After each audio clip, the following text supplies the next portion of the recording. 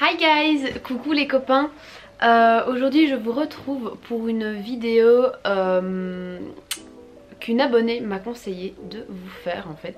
C'est elle qui m'a soumis l'idée sur Instagram. Et donc c'est une vidéo où je vais vous faire des recommandations livresques en fonction de genre littéraire comme vous m'avez demandé en fait. Donc je pense qu'on m'avait demandé 4 genres en particulier. Oui, 4, non 5. Donc du coup je vais essayer de vous recommander des livres en fonction de ces genres littéraires du mieux que je peux. Si jamais cette vidéo vous a plu, n'hésitez pas à me le dire en commentaire. On sait jamais, je pourrais peut-être faire une version 2.0 de cette vidéo dans peut-être plus de temps, dans quelques mois, dans un an, je sais pas. Donc du coup on va commencer tout de suite. C'est la deuxième fois que je filme cette vidéo parce que j'étais absolument pas satisfaite de ce que j'avais filmé la première fois. On va commencer tout de suite avec un genre où vous avez été nombreux à me demander justement de vous donner des titres de livres qui correspondaient à ce genre. Et ce genre c'est la dystopie. Alors j'ai pas lu énormément de dystopie dans ma vie. Quand je pense dystopie, il y a 3 livres qui me viennent naturellement en tête. Le premier c'est Fahrenheit 451 de Ray Bradbury, donc c'est un de mes livres préférés. C'est un livre à la base que j'avais dû lire pour les cours quand on voyait justement les genres littéraires. Et c'est vraiment une très belle dystopie, en plus c'est un classique pour moi, enfin c'est un classique à lire. Et en fait le plot du livre, de l'histoire, c'est encore plus évocateur j'ai envie de dire pour les lecteurs. Parce que c'est un monde, un futur où les livres sont brûlés. Donc en fait je me rappelle plus exactement du résumé détaillé, mais je pense que c'est un monde où l'éducation par les livres est interdite. Parce que lire permet de réfléchir et de se poser des questions sur la vie, sur le bonheur, sur tout ce que vous voulez. Et donc les livres sont interdits et pour ça il y a des pompiers qui sont chargés en fait de brûler les livres et non pas d'éteindre le feu, ce qui est un peu contradictoire j'ai envie de dire. Et on va suivre justement un pompier qui va faire la rencontre d'une jeune femme, je pense si je me trompe pas, qui va lui montrer en fait ce que c'est de lire, et il va se mettre à lire et justement toute sa perception des choses va être chamboulée en fait, parce qu'il va se rendre compte que lire c'est génial. Et voilà, en gros c'est un petit peu ça le plot. Je sais que c'est vraiment moi un livre qui m'a marqué parce que j'aime lire depuis toute petite en fait, depuis que je peux lire je lis. Et donc imaginez un monde où les livres seraient interdits et brûlés, c'est inimaginable pour moi. Et ici justement c'est une histoire qui est très bien racontée. Je pense qu'en plus le livre est pas très gros. En tout cas pour moi je pense qu'en fait c'est un de mes livres préférés en one shot. Je trouve que c'est vraiment un livre qui peut faire réfléchir. Et voilà, franchement si vous n'avez pas encore lu Fahrenheit 451, lisez-le parce que c'est quand même un classique. Pour moi vous devez au moins l'avoir lu une fois dans votre vie. Donc voilà. Ensuite, deuxième dystopie qui me vient en tête, c'est Extincta de Victor Dixon. Donc c'est une très belle dystopie. En plus de ça c'est pas une saga, donc encore une fois comme Fahrenheit 451, vous pouvez le lire sans vous dire ah il faudrait que je lise la suite après. Donc je pense que par exemple pour des gens qui veulent reprendre la lecture ça peut être sympa, les one shot c'est peut-être moins décourageant. Et donc Extincta c'est un livre que j'ai lu en mars dernier en fait, et c'est une super belle dystopie. C'était mon premier Victor Dixon, enfin c'est le seul Victor Dixon que j'ai lu pour l'instant.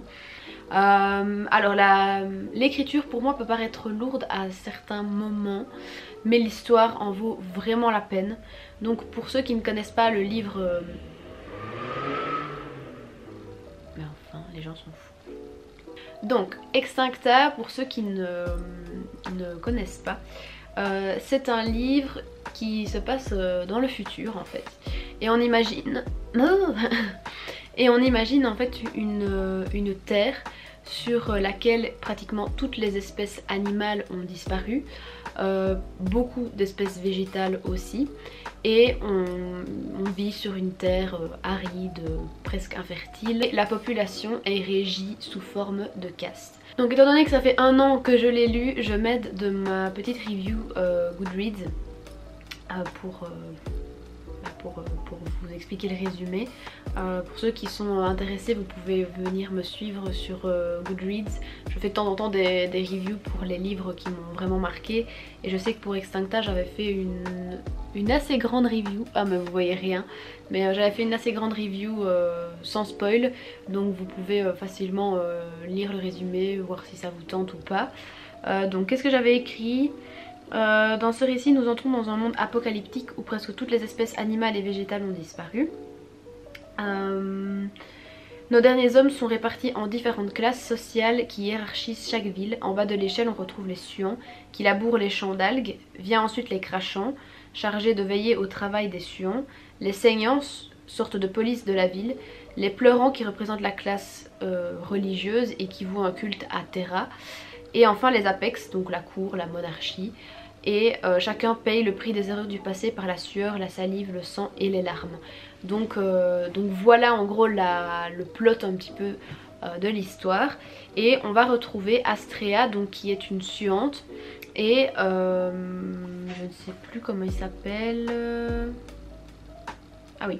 Donc on va retrouver Astrea qui est une jeune femme qui fait partie de la caste des suants, et Océrian qui fait partie de la classe des apex. Et ils vont se rencontrer d'une manière un petit peu inattendue. Ça je vous laisse le découvrir par vous-même si vous décidez de lire le livre. Et en fait il ne reste plus que 253 heures à la Terre avant que ce soit l'apocalypse en gros. Sauf que les gens ne sont pas au courant au départ. Et s'ensuit tout un cheminement vers la libération, on va dire. Moi c'est un livre qui m'a beaucoup touchée parce que à travers un monde un peu fantastique et une histoire fictive, Victor Dixon arrive vraiment à faire passer un message à propos de l'écologie, de la planète, de tout ce pourquoi on doit faire attention aujourd'hui.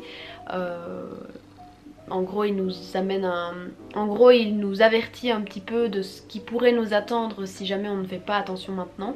C'est conté de manière fantastique certes, mais je trouve que les mots qu'il emploie sont vraiment pertinents et il arrive vraiment en fait à toucher le lecteur à travers un sujet qui nous touche tous au final.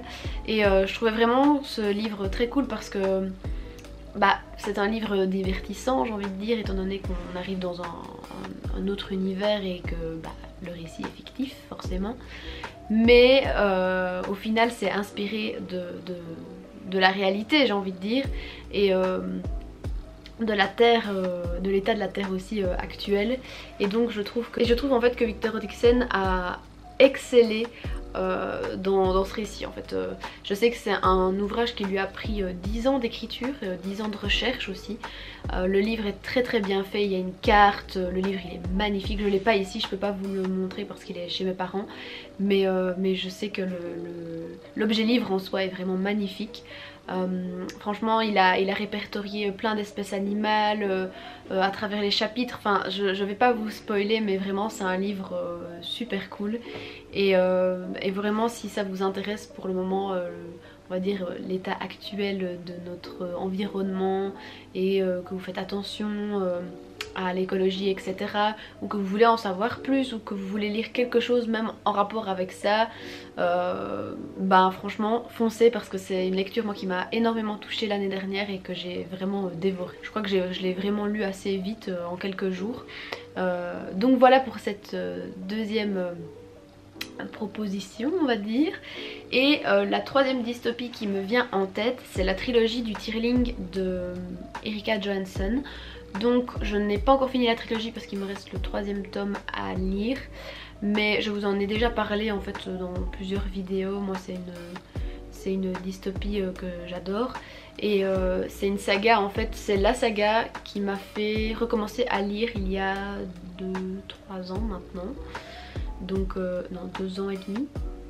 Ouais, je crois 2 ans et demi ou 2 ans. C'est vraiment une saga que j'adore en fait. L'écriture est un peu plus lourde, donc si vous voulez lire un truc plus léger, je vous la conseille peut-être pas à ce stade là. Mais en tout cas c'est une belle histoire. C'est aussi bah forcément ça se passe dans un futur imaginé. Et on suit en fait Kelsey Glynn qui doit régner et apprendre à régner pour remplacer sa mère qui est décédée et qui est munie d'un saphir, je crois que c'est un saphir magique. Elle est en guerre contre une redoutable reine et elle doit aussi apprendre à régner, à satisfaire son peuple, sachant que beaucoup de gens ne croient pas en elle au début de l'histoire en fait. Elle est accompagnée de son chef des gardes et vraiment dans l'histoire il y a beaucoup de personnages hyper attachants et l'histoire en elle-même est hyper belle et bien construite. Je trouve qu'on arrive vraiment à un univers de fantasy assez complet. Après si vous lisez pas souvent de la fantasy, je vous conseille peut-être pas de commencer par ce genre de lecture parce que ça peut paraître un peu lourd. Moi c'est vraiment une saga que j'adore. Par contre, trigger warning pour cette saga. Dans le premier tome, je pense que je pourrais dire qu'il y a un trigger warning sur la grossophobie. Parce que donc le personnage principal de la saga est ronde, je pense elle a énormément de rondeur etc. au début du livre. Et petit à petit, elle devient mince. Voilà, donc ça c'est vraiment je trouve le point faible de la saga. Je comprends pas pourquoi l'autrice a fait ce choix en fait. J'ai lu plusieurs avis comme quoi c'est un problème qui se résolvait,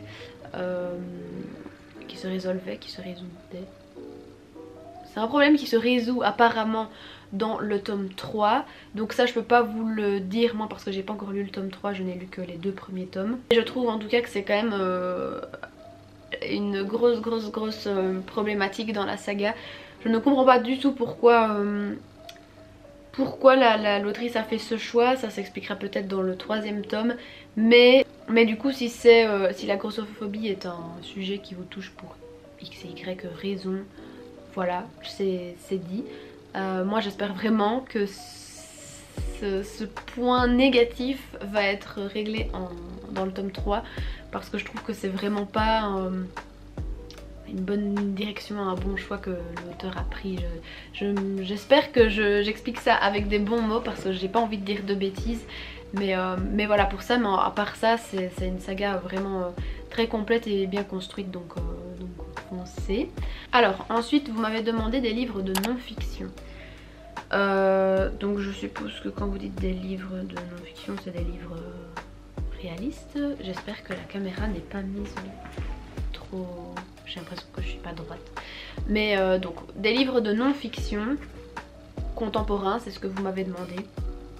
Moi je peux vous conseiller tous les livres d'Alice Oseman en général. J'ai l'impression que j'en parle tout le temps sur ma chaîne, mais vraiment Alice Oseman c'est une autrice que j'apprécie énormément. Pour le moment elle a sorti 4 livres et 2 nouvelles si je ne me trompe pas. Les 4 livres, il y en a 2 qui sont traduits en français pour le moment.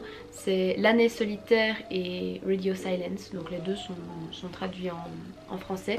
Sinon, les 4 livres qu'elle a écrits, c'est Solitaire, Radio Silence, I Was Born for This et Loveless. Donc Alice Oseman, elle a vraiment un don pour aborder des thématiques hyper importantes dans ses livres. Elle peut... aborder le thème de la dépression, le thème des études, de ce qu'on veut faire de son avenir.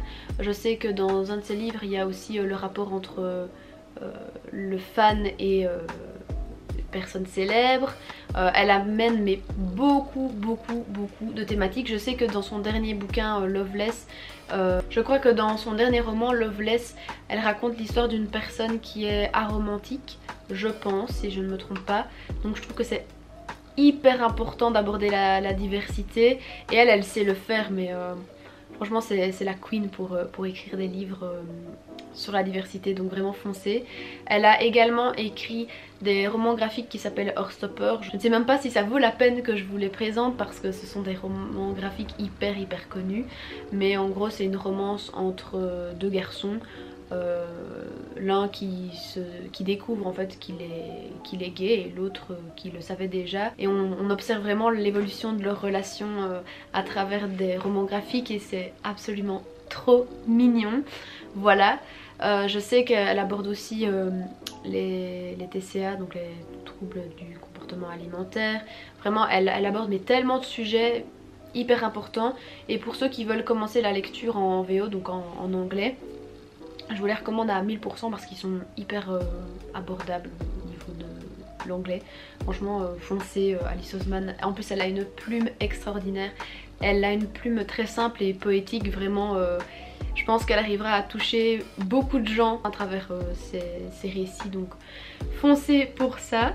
Ensuite un autre livre de non-fiction que je peux vous conseiller, Il est grand temps de rallumer les étoiles de Virginie Grimaldi. Donc j'en parle dans mon dernier update lecture, donc si jamais vous voulez connaître un petit peu le résumé et mon avis, vous pouvez aller voir ma vidéo parce que je vais pas vous refaire un résumé. En plus c'est un livre hyper connu aussi, mais moi c'est un livre qui m'a vraiment fait sourire. C'est un petit livre en plus, donc pareil, si c'est un livre que vous voulez lire pour recommencer la lecture, c'est une très bonne alternative parce qu'il est petit et franchement ça se lit tout seul et les personnages sont hyper attachants, l'histoire est belle, le livre fait rire, donc si vous n'êtes pas dans un bon mood, peut-être que ça vous aidera à vous redonner le sourire. Donc voilà pour cette deuxième suggestion. Et en troisième livre de non-fiction, je peux vous conseiller vivement The Great Gatsby de F. Scott Fitzgerald, si je ne me trompe pas. C'est un livre que j'ai lu il y a 2 ans maintenant et franchement j'ai adoré. Donc je pense que tout le monde connaît l'histoire de Gatsby le Magnifique.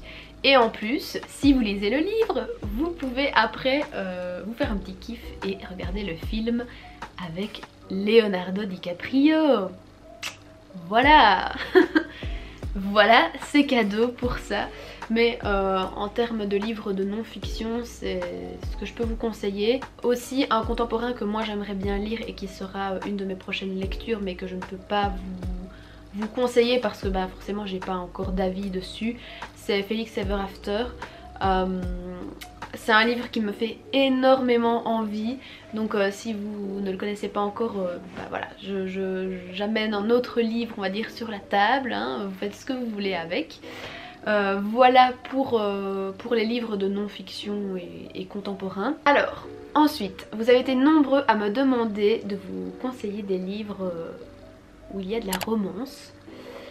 Alors sachez, pour celles ou ceux qui ne le savent pas, je lis très peu de romances. Tout simplement parce que c'est le genre littéraire qui m'attrait le moins en fait. Et je ne suis jamais tombée sur une romance qui révolutionnait on va dire le genre de la romance dans ma tête. Donc j'ai pas beaucoup de recommandations pour ce genre littéraire. Une romance qui m'a plu, bon je dirais pas que c'est le livre le plus merveilleux que j'ai lu de tous les livres que j'ai lus. Voilà, c'est un livre qui casse rien, mais c'est un livre que j'ai trouvé mignon et sympa à lire par exemple pendant l'été ou quand on a envie de lire un truc sans se prendre la tête. Et c'est To All the Boys I Loved Before, donc à tous les garçons que j'ai aimés en français. Les livres sont traduits, donc pour ceux qui veulent les lire en français, à vous de jouer. Moi c'est une romance que j'ai bien aimée parce que même si au final c'est une romance et que ça reste un petit peu cucul à praline j'ai envie de dire, ben le personnage principal de l'histoire, donc Lara Jean, n'est absolument pas niaise, vous m'avez compris. Je trouve que justement c'est un personnage que j'aime beaucoup en fait, je la trouve très cool. Et c'est aussi je pense pour ça que j'ai bien aimé le livre, c'était de ne pas trouver un petit peu des personnages un peu clichés. Le scénario que je déteste dans les livres, c'est la fille innocente et timide qui tombe amoureuse du bad boy, voilà hein. Je sais que j'avais commencé H.S. Falling for the Sky il y a longtemps, il y a peut-être 2 ans. Et j'avais acheté le livre sans lire le résumé. Parce que je voyais le livre tourner beaucoup sur Bookstagram. Et quand je l'ai commencé, je me suis dit, oh là là Lucie, pourquoi tu t'es lancée là-dedans? Alors je sais qu'apparemment le 2e tome amène, je veux dire, une fin qui n'est pas du tout évidente. Je sais que ma soeur a lu les 2 bouquins parce que d'ailleurs je lui ai donné le premier que j'avais pas fini. Et donc du coup je sais qu'elle a fini et que ça a été je pense sa meilleure lecture de l'année 2020. Mais j'ai vraiment du mal avec ce scénario un peu aussi comme After, en mode la fille timide qui rencontre le gars bad boy et elle va réussir à le changer. Déjà je trouve que la relation est toxique au départ et je sais pas, j'arrive vraiment pas à me mettre dans ce genre d'histoire. Moi j'aime bien à la limite les petites romances sympas où on voit vraiment une évolution chez les personnages et où on peut observer en fait un scénario qui n'est pas déjà vu. Voilà, et dans To All the Boys I Loved Before, moi j'avais bien aimé les 2 films qui sont sortis pour le moment. Et j'avais décidé de lire les livres en anglais. Donc pour le moment j'ai lu que le 1. Mais j'ai le 2 et le 3 que je compte lire pendant l'été parce que je trouve que c'est des lectures top pendant l'été. Donc voilà ce que je peux vous recommander en romance, hein, c'est assez maigre. Et je sais qu'il y a quelques années, donc quand j'étais plus jeune, je dirais 16-17 ans, j'avais lu Only You, je ne sais même plus c'est de qui. Only You de Ferrin Preston. Donc Only You, je crois que c'est l'histoire d'une femme qui, étant petite, avait été voir une voyante qui lui avait donné le nom de son futur mari, de l'homme qu'elle épouserait.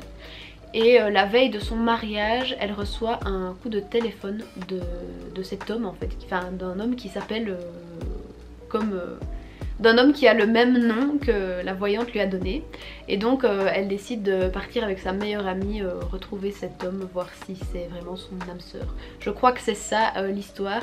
Et de ce que je me rappelle, j'avais encore bien aimé l'histoire. Un livre je pense qui a été écrit dans les années 80 ou 90.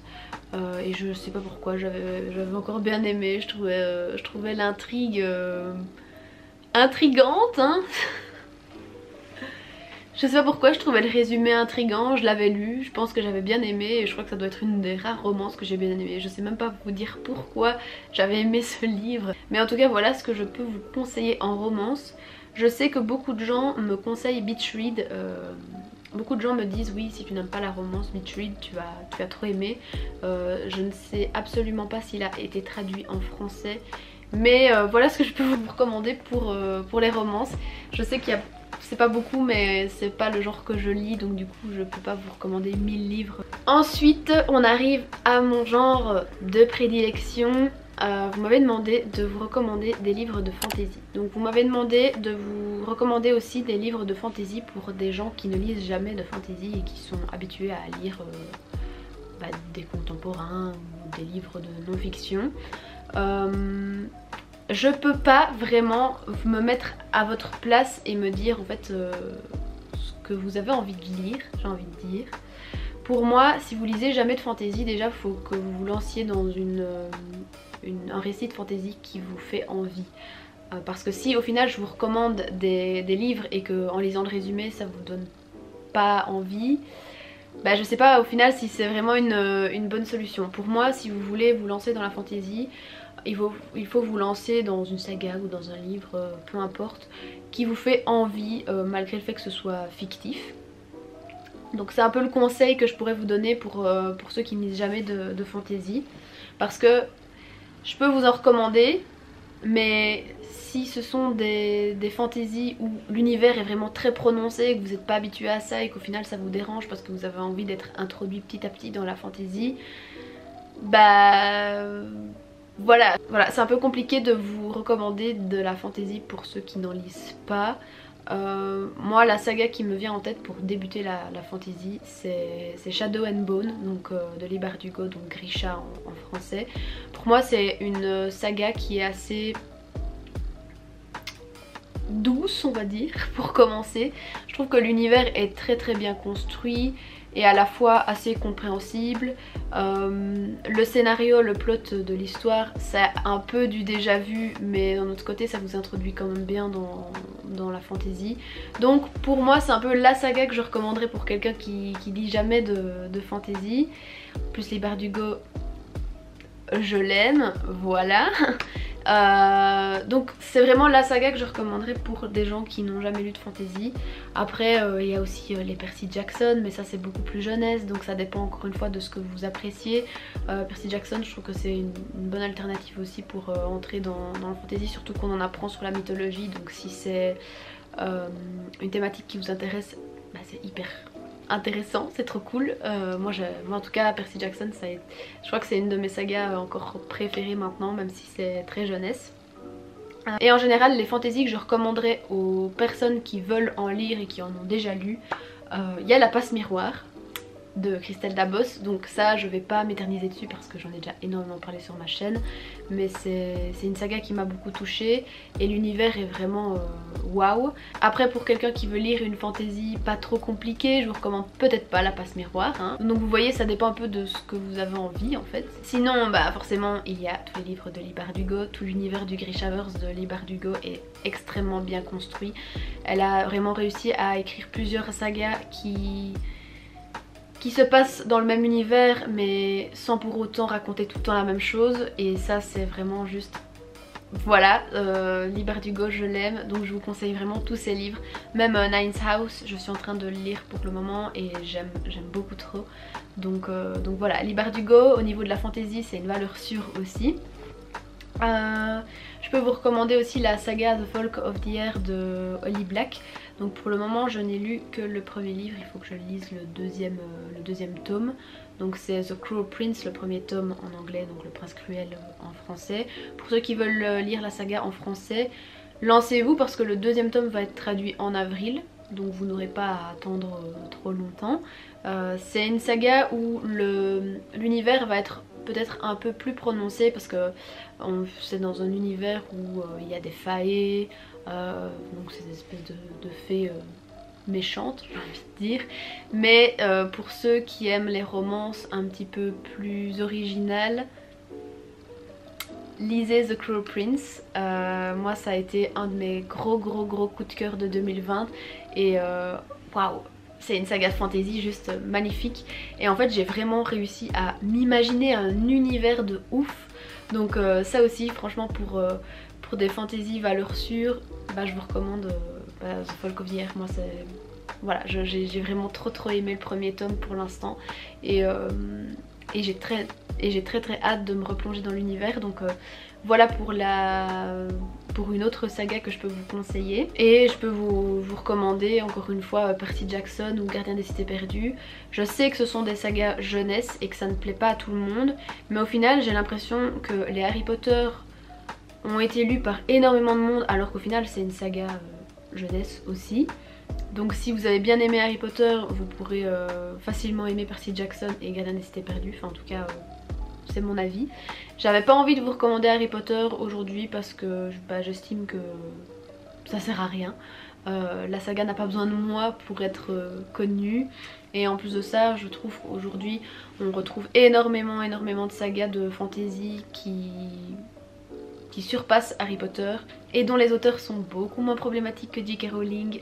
Voilà, on va pas rester sur ce débat, mais voilà les sagas que je peux vraiment vous conseiller, donc Leigh Bardugo avec Grisha, Six of Crows, même Ninth House, la saga The Folk of the Air, La Passe Miroir si vous avez envie de vous lancer dans une saga un peu plus compliquée, un peu plus complexe. Et voilà. Et pour terminer, vous avez été nombreux à me demander de vous conseiller en manga et en BD. Alors je ne suis pas une experte, ça fait pas hyper longtemps que je lis des mangas et des BD, mais je peux vous donner un petit peu mes valeurs sûres.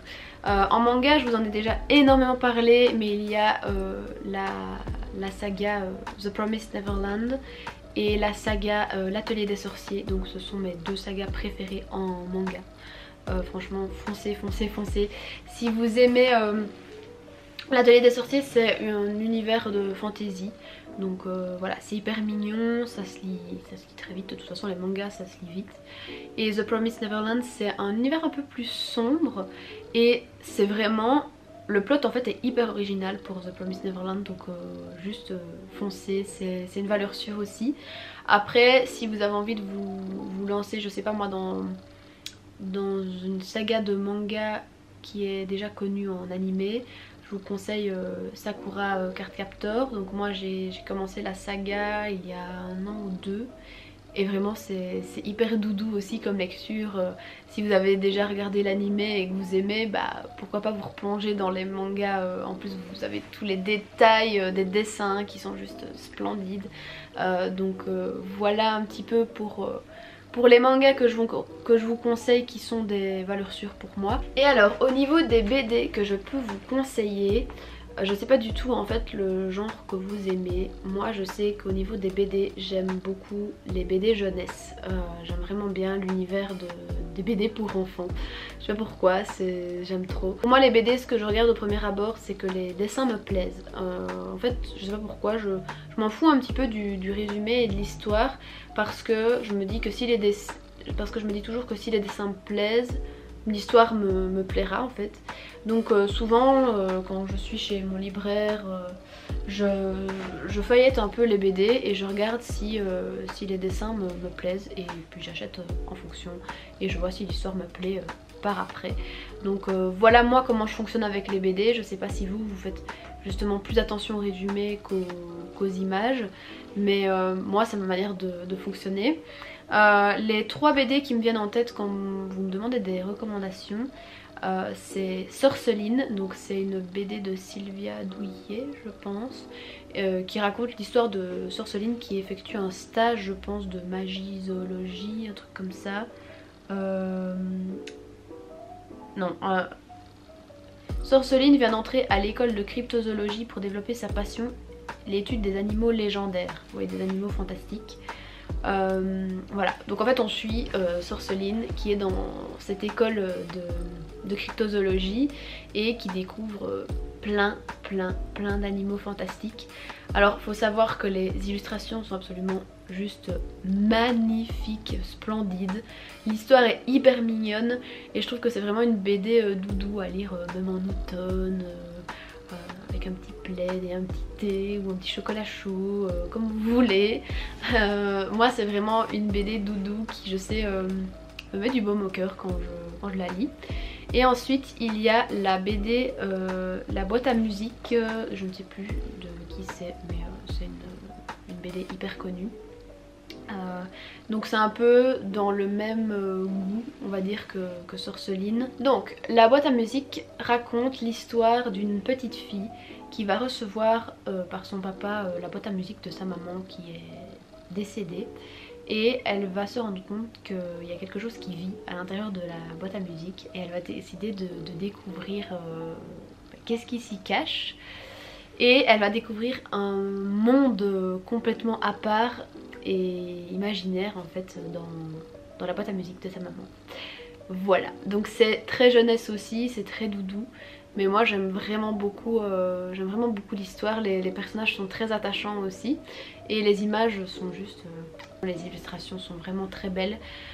Donc voilà pour ces 2 BD jeunesse. Et donc la 3e BD un petit peu plus adulte que je peux vous conseiller, c'est la BD d'Entracon de Olivier Boiscommun et Christophe Arleston. C'est une BD que j'aime beaucoup trop et qui est pas assez connue à mon goût, franchement j'aime trop l'univers. Donc c'est vraiment une BD que j'adore. Je n'ai lu que le volume 1 pour le moment, j'ai le 2 ici chez moi que je dois lire et je sais que le volume 3 est sorti il n'y a pas très longtemps, mais vraiment lancez-vous, c'est une BD qui est vraiment pas assez connue je trouve pour la qualité de cette BD. Et donc dans la BD d'Entracon on se retrouve dans la cité de Compiam si je ne me trompe pas. Donc c'est une cité fictive hein. Et on retrouve Nuwan qui est un apprenti marmiton et qui va apprendre à lire. En fait il ne sait pas lire et il va apprendre à lire auprès d'une fille qui l'aime je pense. Oui, donc en fait il va apprendre à lire avec une jeune femme qui s'appelle Léré.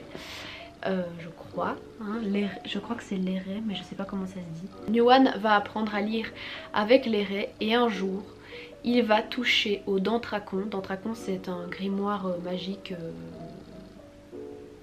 qui appartient à la cité. Et en le touchant en fait tout le livre va s'effacer et s'inscrire sur lui. Et donc en fait il va pleurer de l'encre, pisser de l'encre. Voilà, il va naître cancre.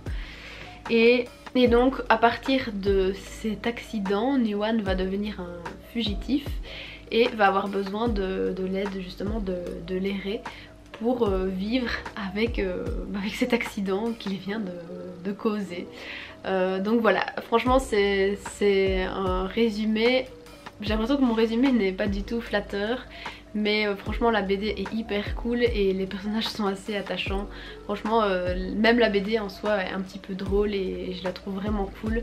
Je trouve que l'univers est hyper bien fait, les illustrations sont trop belles et voilà, les illustrations sont absolument pas du tout dans le même genre que Sorceline et la boîte à musique parce que c'est beaucoup plus adulte. Mais vraiment sur ce coup niveau plot, je trouve vraiment que l'histoire ne ressemble à rien de ce qu'on connaît. Et vraiment le personnage principal est même un petit peu drôle et donc du coup ça ajoute un petit peu de gaieté à la BD. Et je trouve que la BD n'est vraiment pas assez connue à mon goût. Voilà pour mes petites recommandations BD et manga. Voilà, c'est tout pour cette vidéo et pour mes petites recommandations livresques. J'espère qu'elle vous aura plu. Je vous avoue que je suis un petit peu malade et que du coup j'ai essayé de faire cette vidéo au mieux.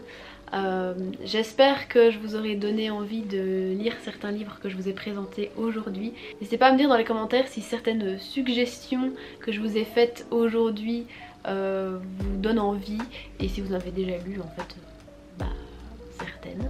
Donc dites-moi tout ça en commentaire.